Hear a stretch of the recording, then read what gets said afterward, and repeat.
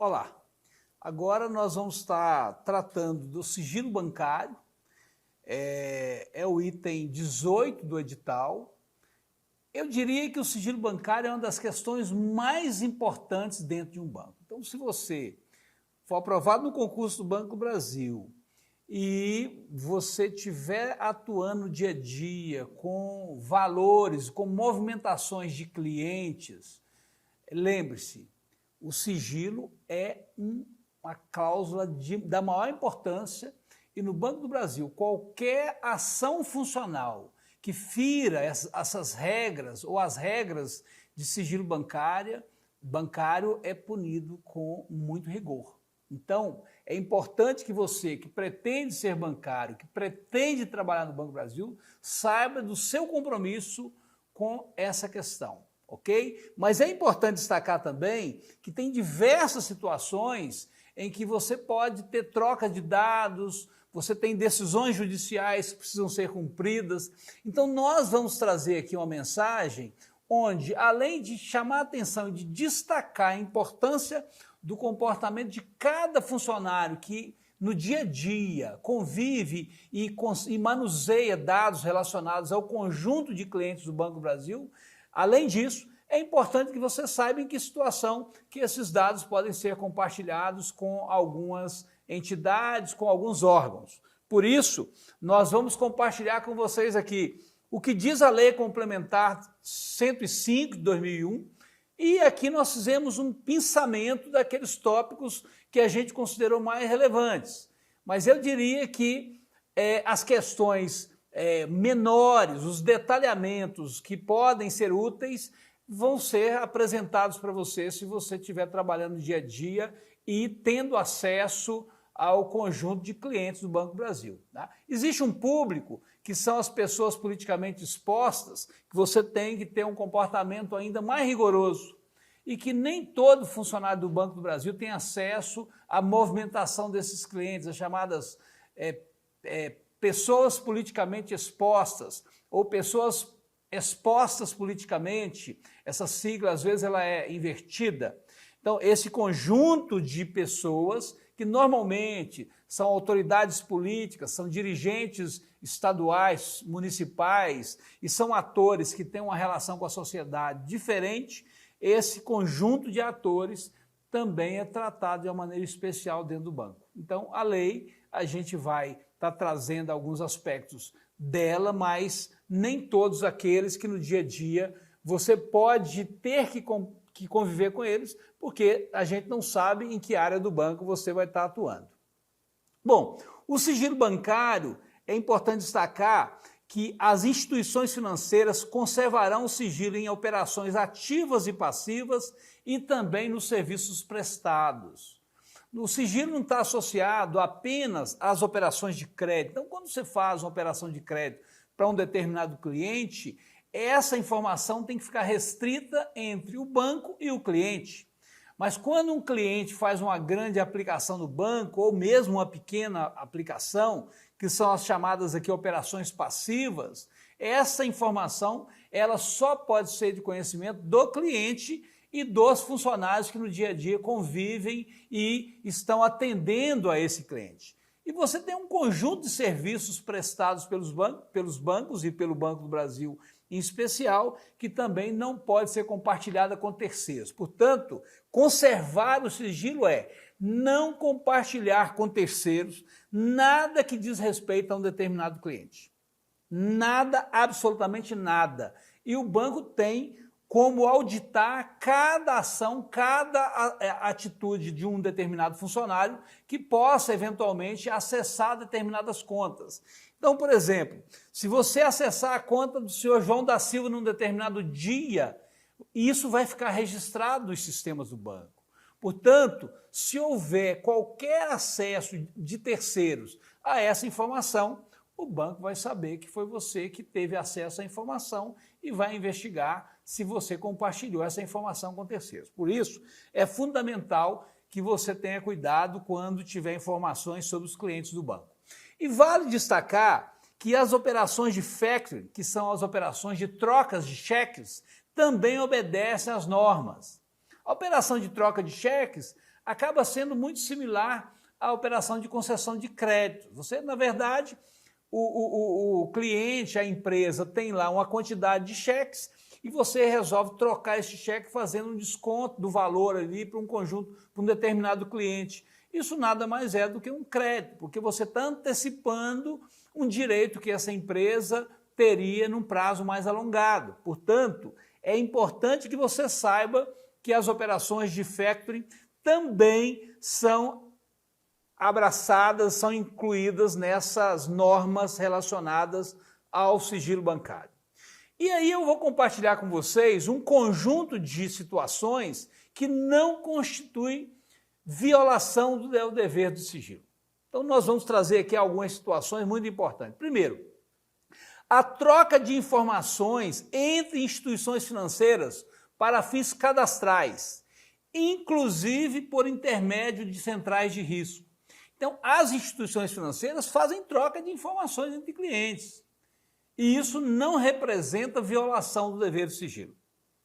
Segundo, fornecimento de informações do cadastro de emitente de cheque sem fundos. Quando nós falamos de cheque lá atrás, a gente chamou atenção para um aspecto que a utilização de cheques tem diminuído muito rapidamente, portanto, ocorre hoje com uma frequência muito menor. Mas é importante que vocês saibam que as informações dos chamados emitentes de cheques sem fundos, elas podem estar sendo compartilhadas, portanto, o cadastro de emitente de cheques sem fundos é um cadastro que recebe informações de todos os bancos.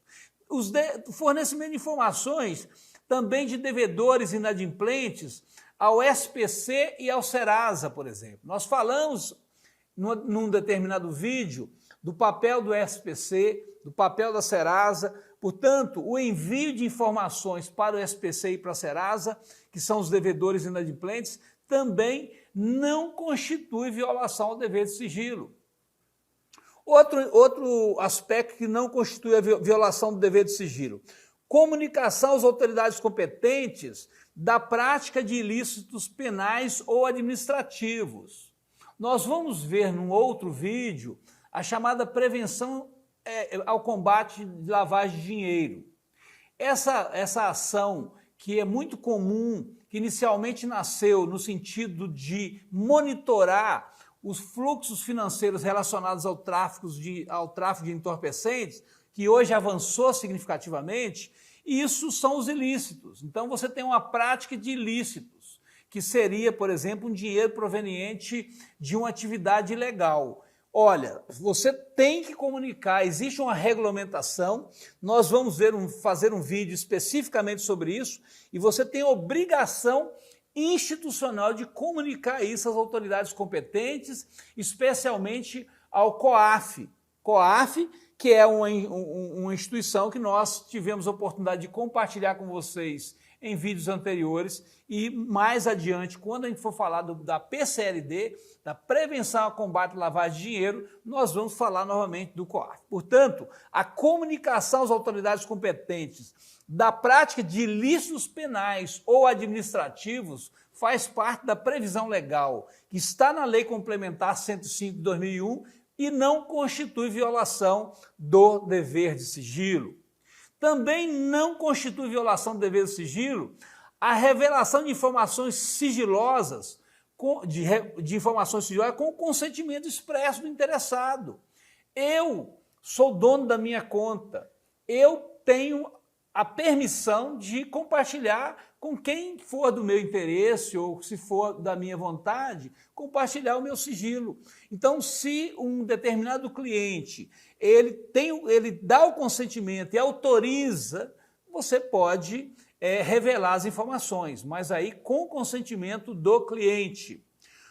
Também o fornecimento de dados financeiros de pagamentos relativos a operações de crédito e operações e obrigações de pagamentos adimplidas ou em andamento de PJ e PF a gestores de bancos de dados. Gente, nós temos o chamado cadastro positivo, que é uma regulamentação recente do país. Portanto, esse cadastro positivo, ele é uma base de dados que aglutina dados de todo o sistema financeiro. Portanto, O que nós estamos colocando aqui, que fornecer dados, sejam eles financeiros ou de pagamentos para base de dados dessa natureza, também não viola o dever de sigilo, razão pela qual a gente trouxe aqui como destaque para que vocês possam observar que existem diversas situações em que a informação pode ser compartilhada com alguns entes sem que haja nenhuma violação ao dever de sigilo. O sigilo também, ele se aplica à Companhia de Valores Mobiliários. A gente sabe que a CVM é um órgão normativo que regula tudo aquilo que ocorre no mercado de capitais. Tá? Então, no âmbito de atuação da CVM, ela também tem que cumprir o dever de sigilo. Então, não é só operações ativas e passivas que ocorrem dentro dos bancos. São as operações que ocorrem também dentro dos entes normativos, como a Companhia de Valores Mobiliários. Ela também tem que cumprir, e está na Lei Complementar 105, que a CVM também se subordina a essa lei. Bom, é importante destacar que em algumas situações a CVM pode solicitar a um determinado juiz a quebra de sigilo junto às instituições financeiras. Muitas vezes a CVM, para cumprir o seu papel institucional, ela precisa de informações que está no Banco do Brasil ou está num outro banco qualquer. Portanto, ela pode pedir a quebra de sigilo de um juiz e, normalmente, quando ela tem um processo investigativo de operações suspeitas relacionadas ao mercado de capitais, o juiz normalmente concede a ela esse direito para que ela possa cruzar os dados e tirar as conclusões necessárias e para que ela possa cumprir o seu papel institucional. E aí existe um outro aspecto que é a utilização de informações bancárias para fins tributários. Olha, a Receita Federal sistematicamente está monitorando possíveis atos de sonegação fiscal, por exemplo.